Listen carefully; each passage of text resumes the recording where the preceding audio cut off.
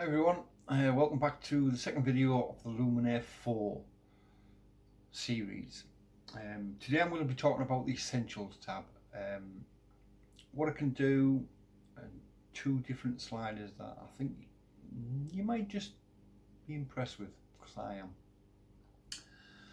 am. Talk about it, I'll show you a couple of photos that have already been edited in Lightroom. So I've edited them in Lightroom, they're now JPEGs. And I'm just going to pull them into Luminar 4 and re-edit them. Now they're all photos, don't get me wrong, but when I edited them in Lightroom the first time around, I was happy with what they got, how they were. I've posted them, I mean we're going back a while as well. But I'll just show you what you can do with Luminar 4. There's nothing to stop you from using the raw image if you want to, that's fine, but I'm just going off some of the images that I've got on my computer that are easy to pull in. Not that they're not easy to pull in. When you do download this Luminar 4, it will automatically put it as a Lightroom and Photoshop plugin. Automatic, it does it for you. It asks you on download to do it. So if you want to try it for a 7-day free trial. After that, sign up for it. There's a link below that'll save you $10. I think it's about £8 or something like that when you do sign up for it, and it'll help me out as well. Don't forget to hit the like, share and subscribe buttons as well, and the bell. Let's get into the video. So I'll show you again how to get the image into the Luminar 4. All you got to do is hit the plus sign up here, add the image, and I have one mine over here, and this is the image that we're going to play with. So give it a second to come in. So this is the image. Go into the edit mode, excuse me. And as you can see down the side here, you've got the 4 tabs, and we're going to be using the Essentials tab. Now this image was edited in Lightroom, and this is what I got out of Lightroom. So we're just going to go down, and I'm going to show you what each of these ones does. So your light, obviously, usual things. You've got your exposure, smart contrast, highlights and shadows. So exposure, does exactly what it says on the tin. Smart contrast, that's quite nice. As you can see, it's brought some of this out. If I turn it off, it's just brought a bit of highlights out there. Obviously your highlights and your shadows.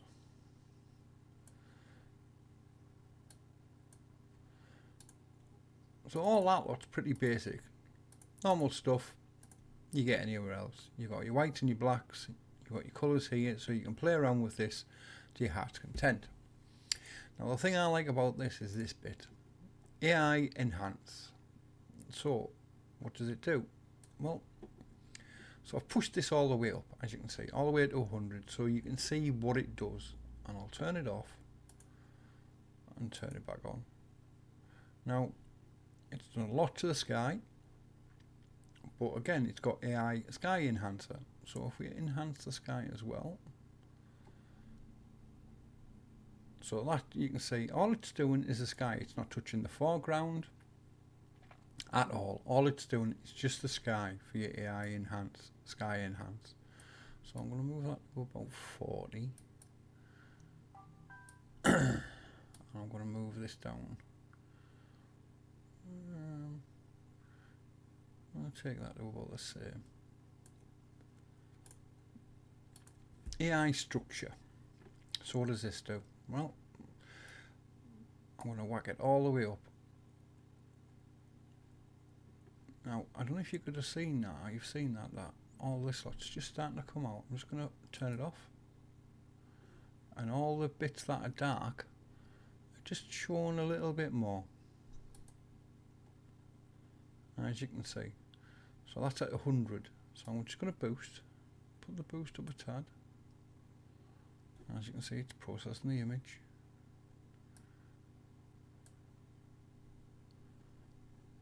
But again, I'm just going to zoom in so you can see this.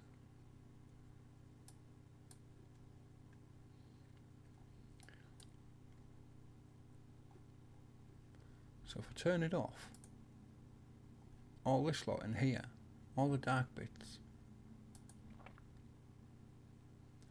are just starting to come through. I'll turn it down a little bit.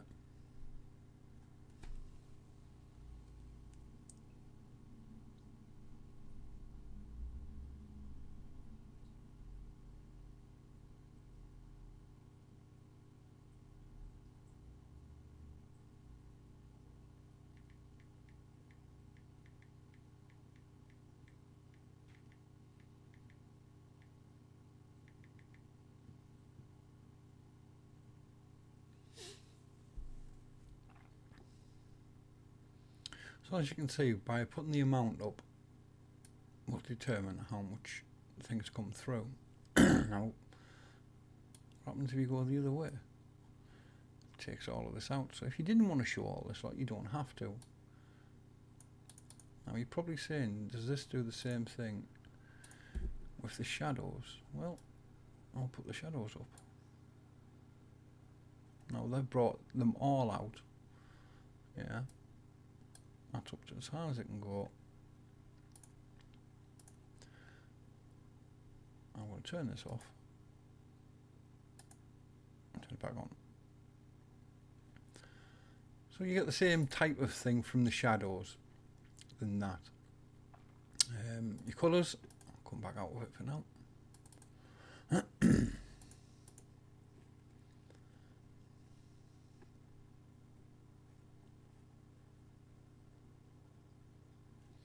So your colours, yeah, again, you've got advanced settings. You can play around with all the colours. So if you wanted the blues to be more blue, you can do more blue. But I think the saturation, I think basically I did this earlier on, as you do. I just took the blue out. Now it's took it out of the sky.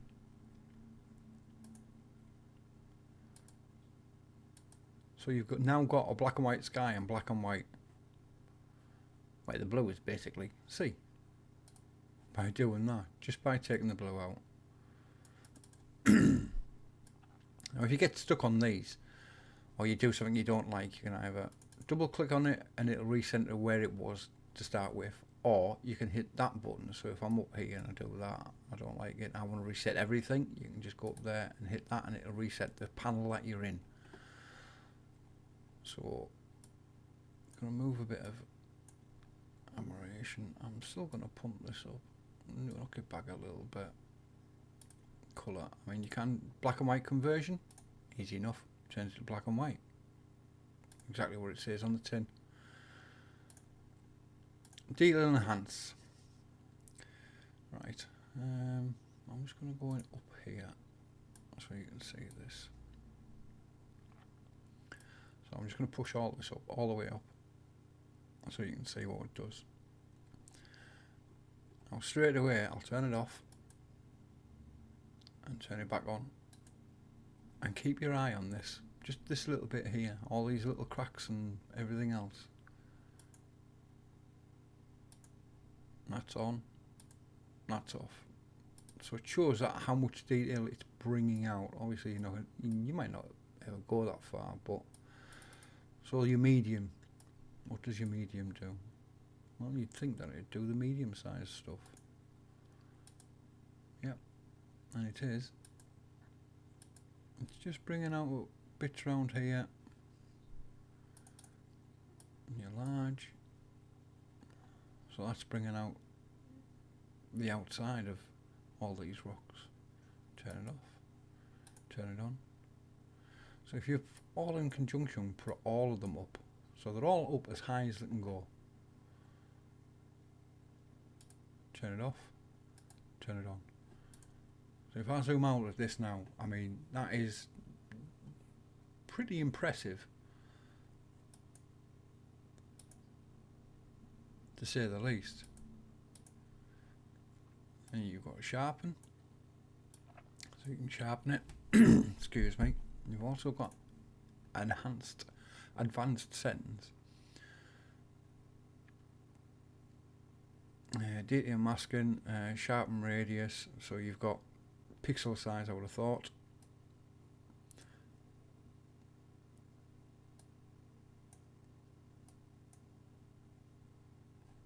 just going to zoom in where we have been so we can see what this is doing exactly.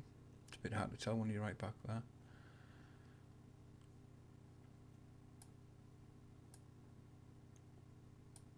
So this is basically protecting detail, this bit. I don't think it makes that much difference.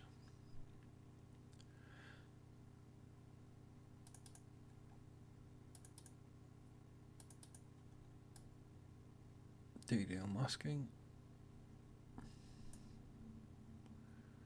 So it's just taking some of the edge off the small details by doing that. I'm just going to knock the sharpening down a little bit. So that's your detail. Right, denoise. Go into the sky, you'll be able to see it better. So there you go. Now we are in the colour, so if we push that up, it's working. It'll tell you down the bottom here that it's working.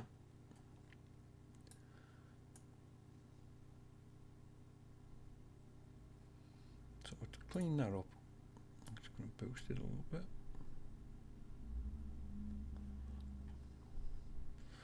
What I've found is, I'll leave it where it is for now. If I take the D-hand, basically, I know we've sharpened all this up, excuse me, but basically when it's doing the small details, it's also picking up the interference you get with having an ISO, your high ISO. So for me, if you bring your detail or your small details down, again, it's straight away, it's taking it out.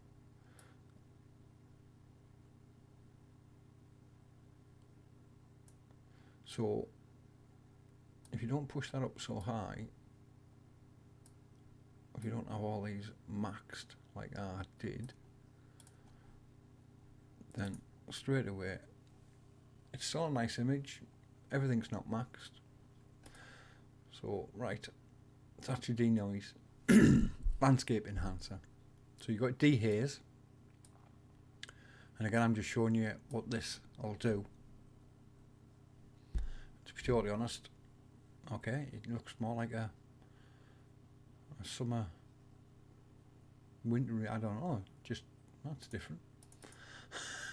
You've got golden hour, so if you just want to bring it up so it looks a bit more like nighttime, well not nighttime but sunsetty, you can do. And foliage, which will sort that out up there, and as you can see it goes like really light green. Excuse me. So I'm just going to put this up a little bit.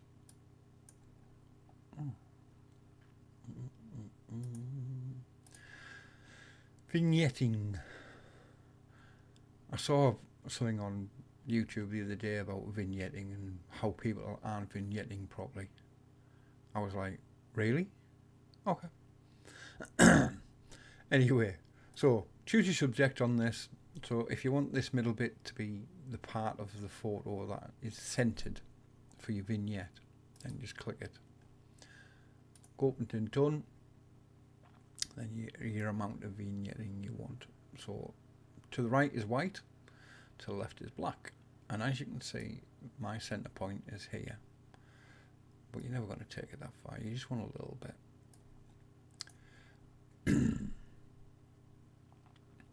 You have your size, so you can make it smaller or you can make it bigger.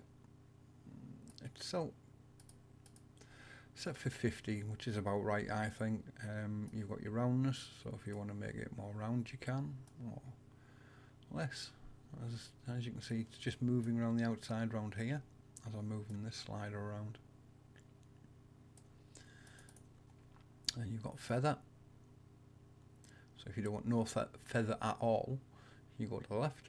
If you want more feather, you go to the right.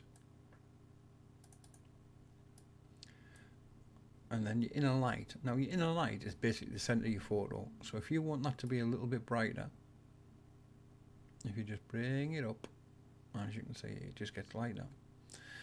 Now, you're never going to bring it up that far, but it's just to show you what it is doing. So we'll just bring it up a little bit. So I've gone through everything on there. So what's this? So that's what we started with, and that's what we've ended up with.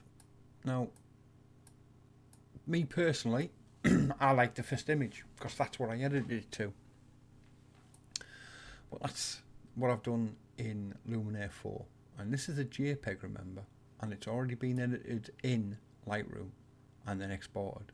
It was edited in Lightroom as a raw file, exported, and basically then I've just edited it to this through Luminar. So if you like what you're seeing, guys, stick around. I'm going to be showing you a bit more next time on this, because there is loads more to go into on that, on your creative tab. I'm also going to be doing portraits, and I'm also going to be using the professional bit. So if you like it, stick around, subscribe, and I'll see you on the next one.